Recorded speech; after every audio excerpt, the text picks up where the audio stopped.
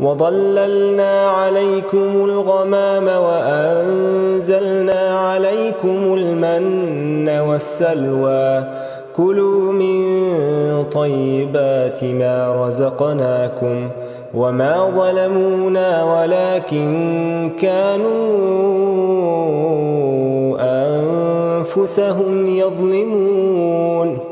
وإذ قلنا ادخلوا هذه القرية فكلوا منها حيث شئتم رغدا وادخلوا الباب سجدا وقولوا حطة نغفر لكم خطاياكم وسنزيد المحسنين فبدل الذين ظلموا قولا غير الذي قيل لهم فأنزلنا على الذين ظلموا رجزا من السماء بما كانوا يفسقون.